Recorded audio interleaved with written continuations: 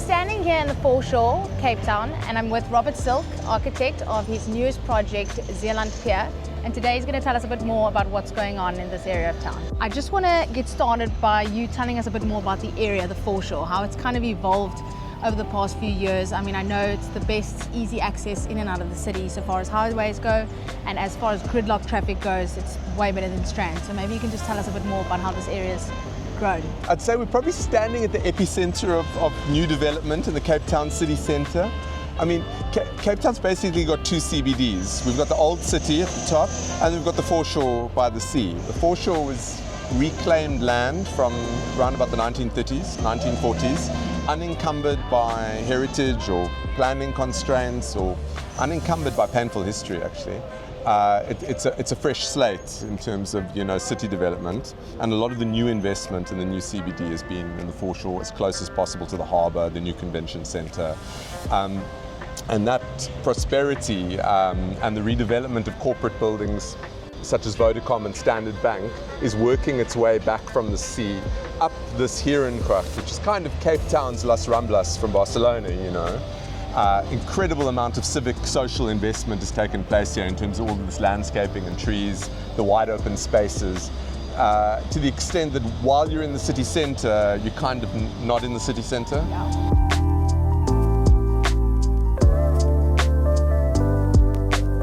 Okay, Robert, so we're currently standing in what would be an actual unit that an investor would purchase. Perhaps you can walk us through some of the finishes and tell us why investors would be choosing this space. Okay, so this is totally the typical unit. It's a 25 square meter studio apartment. It's equivalent in the size of a typical hotel room would be at 25 square meters. We've done a lot of hotels. So, we're right next door to the Radisson, which is essentially 25 square meter rooms as well. So this is like an Airbnb offering adjacent to a formal hotel offering with very similar kind of accommodation sizes, except that this is what distinguishes this from a hotel room is that it's entirely self-catering.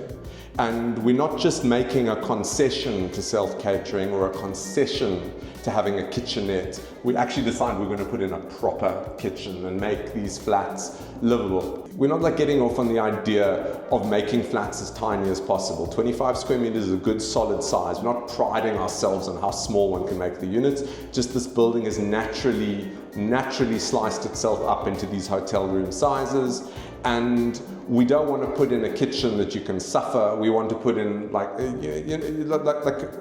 a really, really usable kitchen that's got a full-on proper oven in it, not a mini oven, and it's got proper counter space. We've got this goes up to 900, this counter space, and you can actually park a laptop over there and work at it. We don't just use the latest 15 millimeter thick reconstituted stone. We use genuine granite. We use 30 mils thick. It's a proper quality countertop. There's something a little bit old-fashioned about us in the way that we design.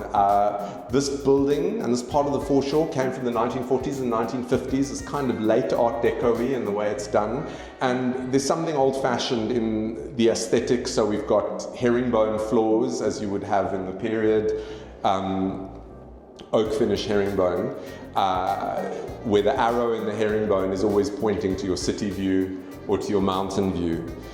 We've got good solid kitchens with loads of working space that you can actually use. There's space for a full height fridge, you don't have to suffer an under counter bar fridge, and the microwave is popped on top of the full height fridge. We've got nautical details because everything about the Foreshore is about the history of the sea. This whole area used to be underwater until 1940. So Pier House was called Pier House because it was once the pier. And Zeeland House is called Zeeland House because it was once in the middle of the sea. And that history has kind of, maybe wittingly, maybe unwittingly, that nautical history has seeped through into the design and the look and feel. Something I've noticed when walking through this building with you is that the bones of the building are really good, and I can see in your finishes, this herringbone oak finish on the floors, these nautical details with windows and barn doors, even your granite thickness, it's super quality finishes for the style of apartment. Maybe you want to just share a bit more about your decision process in that. Firstly, we've been in practice as an independent firm for about 10 years, and one of the things I've found that being in practice for 10 years is that certain kinds of developers come to us and certain kind of developers don't, and those who want to give a little bit more in terms of design, finish, they tend to come through our door, and those who want to give a little bit less, they tend to not even come to us at all. So, you know, Trilogy, who've redeveloped Zeeland House, firstly, the brief was to do something special and to offer a value offering. We've spoken about the history of this building. It's from the 1940s, 1950s, at a time when it could be said that buildings were built more solid. You know, we noticed walking up in the fire escape stair just how solid the bones of this building are. That's actually, it's a quality building to start with. So you don't have to waste money making the structure. The structure was all there. The bones were good. All of the investment can go into things you can see, things you can touch, things you can feel. And so you're probably getting better value for money in a conversion like this, and you know what you're getting really than you would be in a new build, I dare say. So Robert, we're currently standing in the penthouse unit of this development. I know you have a lot of studios below us. I also know that the City of Cape Town has a mandate to double tourism in the city by 2035. So what does that mean for the investors that are investing in these studio-style apartments below us? The truth be said, I think whether the City of Cape Town tries or not, it's an easy target to say that tourism is going to double in Cape Town by the year 2035. And the result of that is that there's a shortage of hotel rooms. There's been absolutely no investment in new hotel rooms since before COVID in Cape Town and the Western Cape.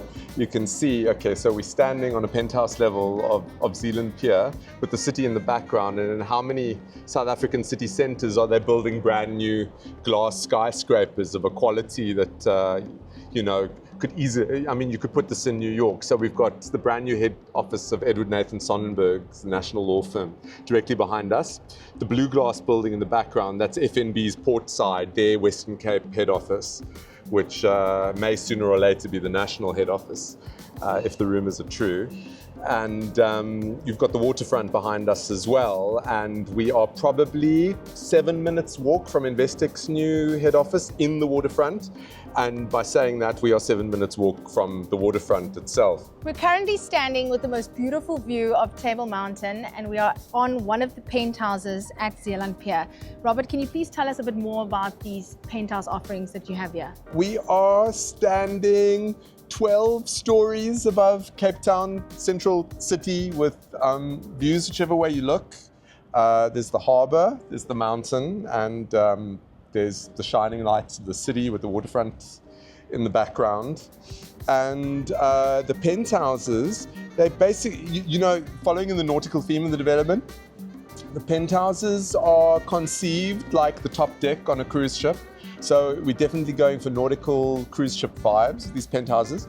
There's only 6 penthouses, of which 4 are in phase 1, and those are essentially duplexes where you sleep downstairs and you literally rise in the morning via a spiral staircase, and you live above decks and you sleep below decks. But in phase 2, those penthouses are absolutely palatial. They're simplexes, there's no staircases, it's just the top floor of the building. One faces the water and one faces the mountain. I think one's a 3-bedroom, one's a 2-bedroom. The special thing about those palatial mansion apartments at the top of Zeeland House, which is phase 2 of Zeeland Pier, the thing about those apartments is those 2 flats, and just those 2 flats, they get their own private Art Deco lift lobby, which came with Zeeland House, which is decked in solid cream-colored marble with like a Scarlett O'Hara curving staircase. But those 2 penthouses, they monopolize their own lift. They have their own dedicated lift. Only 2 flats have access to that lift. They access the building totally separately from the rest of anybody else. They're completely divorced from the life of the building if they want to be. And they've got their own lobby and their own lift, which takes you straight up to your mansion in the sky. We're standing in what is to be the indoor section of the swimming pool when it comes to Zeeland Pier. Can you tell us a bit more about the amenities and where people can play outside of their studio spaces? To tell you the truth, this development was originally conceived as a hotel, not as an apartment building. The entire anatomy of what's been designed here is a hotel anatomy. It's not an apartment block anatomy. When you build an apartment block, if you're lucky, somewhere there will be a concession to a pool, right? In a hotel, the pool is the business and the rooms around it are the concession. So the whole of Zeeland Pier is built around the amenities. When you're providing a 25 square meter unit, if it's in a hotel, that's a typical hotel room, and it's great because you've got a lounge, you've got business center, you've got a pool area, you've got a gymnasium. 25 square meters is perfect. If you're in an apartment building and all there is your 25 square meters, it's not that livable. So it was very important to us, very important to the developers, to keep the hotel anatomy, even though this was going to become a sectional title development. So anything you might find in a hotel, we're offering. Not only do we have an indoor pool, which is heated, but we have an outdoor pool as well. It is literally an indoor-outdoor pool. We, believe it or not, are standing by the martini suite in the indoor portion of the pool. And there's a whole external area of the pool as well. And all of the glass, all these sliding glass panes, these huge panes, they just slide open and open up towards the view in the mountain on the best days. So you can unite the indoor pool and the outdoor pool. And these pool areas, co-working space, they are exclusively for residents? Exclusive for residents. It's not like it's run by a restaurant or a separate hotel. It's not like there'll be strife between the hotel operator and the residents for using it. This is for everybody who's in the sectional title scheme. You don't have to buy a drink or pay a cover charge to use the pool. If you live here, you live here. If you're staying here, you're staying here. And there's no strife or ambiguities as to who owns what. But that's if you're talking about hotel use. You know, there are people who like to live in these units as well, long term.